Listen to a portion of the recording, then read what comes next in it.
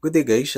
Happy weekend, everyone. So we are here again to test the Runcam Thumb Pro version 2, the wide version. So I'm installed in my Mobile 8. So pretty easy, guys. I will show you on the screen, okay, to solder it. So I'm using the 550 milliamperes, guys, with this version 2S. Okay, so it's hard to fly with 450 with this Runcam, so I'm using the 550 for a lot of power. So if you have plan to put the Runcam, better use the 550 milliamperes, guys. Okay, so in the box, guys, we have the Runcam, and inside we have the two connector wires and the filter. So I will put maybe next time, and the three screw.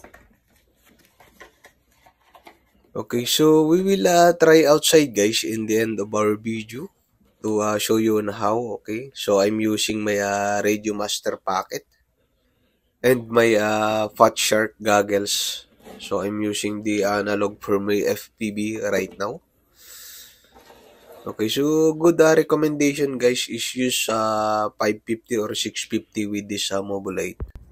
Okay, so we are here outside at the football area to test our Runcam Thumb Pro with our Mobile 8. So it's good that it's free today.